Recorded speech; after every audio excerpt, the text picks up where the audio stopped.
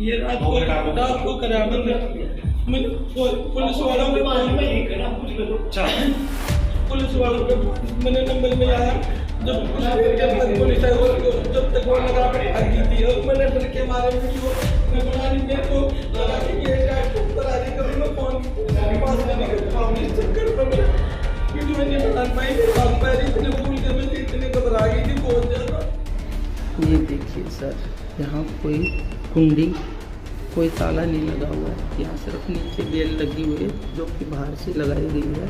ये देखिए मेरा इसके अंदर से ग्रिल के अंदर से हाथ भी नहीं बाहर जा रहा। 11 तारीख को जो मेरे साथ हादसा हुआ है उसमें बड़ी मुश्किल से मैंने अपनी जान बचाई है और मेरे पास कोई खाने का सामान भी नहीं है। मैं कब तक ऐसे रह सकती हूँ। हमने इसको सेपरेट फ्लोर दे रखा है, इसकी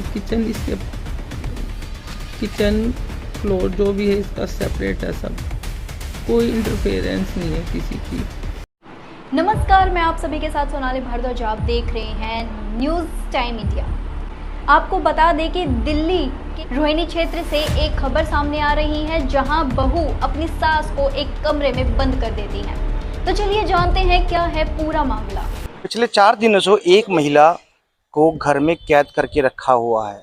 आखिर महिला दूसरी महिला के साथ ऐसा क्यों कर सकती है? पारिवारिक विवाद है, सुलझने का नाम नहीं ले रहा।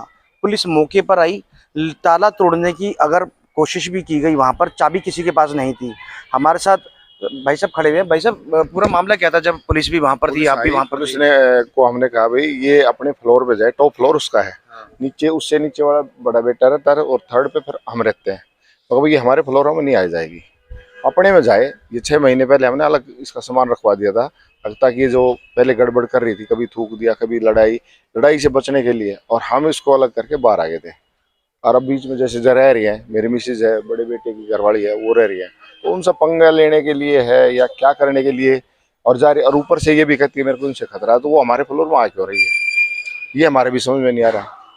ऊपर से ये भी कहती है कि मेरे को जान का खतरा है। खतरा हमें है, उसने अपनी सास को पीट दिया। उस दिन देखा उन्होंने अपने परिवार वालों को भी बुला लिया, उन्होंने काफी गाली गलौज भी बकी। वो ऐसे ही बदतमीजी करते हैं हमेशा। और उसके शाम को ये कोई मीटिंग करेंगे तो शाम को कहेंगे हम अपनी लड़की को समझाएंगे, ये करेंगे, और उनकी लड़की 1 मिनट का भी वो नहीं होता, शाम को ही अपना ट्रेलर दिखा देती है। जब वहां पर पुलिस आई, आप भी वहां पर मौजूद थे, पुलिस ने कहा कि चाबी किसके पास है, आपके पास भी नहीं थी। उन्होंने भी मना कर दिया, जो महिला है जो आपके साथ जो बहू है आपकी, उन्होंने भी मना कर दिया। तो चाबी किसके पास है? चाबी अगर किसी के पास नहीं भी है तो ताला तोड़ने के लिए आपने बोला तो क्या हुआ? मैंने ताला तोड़ने के लिए बोला तो उस बहू ने मना कर दिया, मैं ताला नहीं तोड़ने दूंगी। वहाँ फिर चाबी दे दे, बोली चाबी भी नहीं दूंगी, उसकी उसी के पास है। फिर मैंने गेट की डायरेक्शन दिखा दी, टूटे ये किस तरफ से टूटेगा, क्योंकि जिस तरफ से तोड़ेंगे उस तरफ से दूसरी साइड अंदर जाएगा गेट, कोई भी चीज लोहे की टूटेगी। तो वो पुलिस वाले मान गए भाई हाँ ये बाहर की साइड से टूटा हुआ है, तो पुलिस ने अंदर बंद है। पुलिस ने अब क्या एक्शन लिया है? पुलिस बोले जी हम इसमें कुछ नहीं कर सकते, आपका घर आप कुछ भी करो। हम जाते हैं तो बहू आगे खड़ी हो जाती है और हम उसके आसपास जा नहीं सकते, वो उल्टे सीधे आरोप लगाती है। तो देखिए कहीं ना कहीं जो है इनके अंदर में भी डर है, क्योंकि महिला है, किसी भी तरीके का आरोप लगा करके इनके ऊपर में एलिगेशन लगा सकती है या इनको बदनाम भी कर सकती है।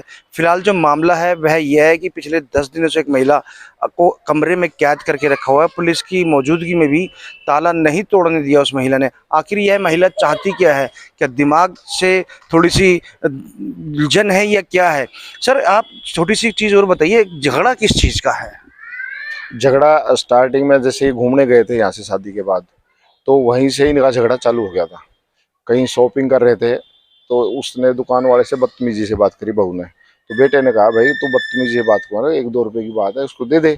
अरे नहीं मैं तो ऐसे ही करती हूँ और करूँगी। मतलब भाई ये जो घूमने आते हैं उन्हीं के ऊपर तो दुकानें चलती हैं, तो उन्हें कौन सा ज़्यादा सामान खरीदना है, इससे 1-2 चीज़ लेनी अपनी ज़रूरत की ले ले। तो वो उसके साथ भी लड़के के साथ अकड़ गई वहीं से। शादी को उस दिन 3रा या 4था दिन था तब वो गए, तो वहीं से इनका चालू हो गया था। स्टार्टिंग यहाँ से फिर बढ़ती काफी आगे तक चलेगी, फिर इनकी नहीं बन पाई।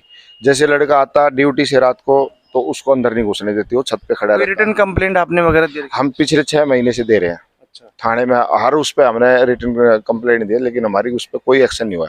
कोई कोर्ट केस वगैरह डाल रखे हैं, तलाक का डाल दिया है। अच्छा हाँ, तो क्या स्टेटस अभी उसका? उसकी अभी नोटिस आ जाएंगे 1-2 दिन में। अभी डाला हमने 12 तारीख को। तो जो घर की लड़ाई है आप देख सकते हैं, परिवार वालों को भी जो घसीटा जा रहा है। फिलहाल इस पूरी कहानी में जो एक चीज़ दिखाई दे रही है सबसे अहम, वह है कि एक महिला को कैद कर रखा है, बिजली काट रखी है, ना तो उस महिला को खाने को कुछ मिल रहा, ना पीने को कुछ मिल रहा। यदि कोई दुर्घटना होती है तो प्रशासन किस तरीके से इस जिम्मेदारी को अपने ऊपर उठेगा? अगर जिम्मेदारियां समाज को अपनी निभानी चाहिए, लेकिन इस तरीके से नहीं किसी महिला को कैद करके। आज एक महिला दूसरी महिला के ही काम आती है, लेकिन इस तरीके के उत्पीड़न, यौन आरोप अगर एक दूसरे के ऊपर में लगाते रहेंगे तो समाज हमारा पिछड़ता हुआ नजर आता रहेगा।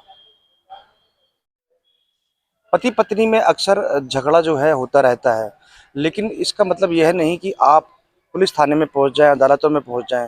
फिलहाल मैं आपको बता दूं यहाँ पर कि अदालतों में ऐसे हजारों केस चल रहे हैं जो बहू ने अपनी सास, अपने पति और अपने जो पक्ष जो लोग हैं उनके ऊपर में दहेज का आरोप लगाया है।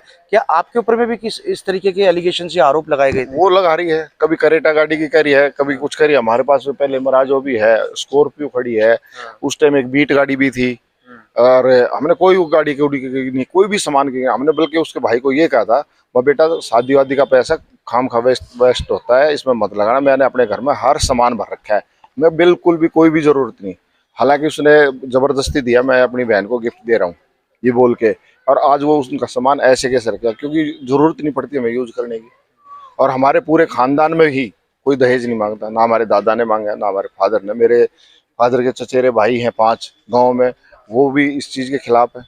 हमारे उसमें कोई दहेज मांगता ही नहीं, और मांगेंगे भी किस लिए? 1 रुपए का रिश्ता लेते हैं हमेशा।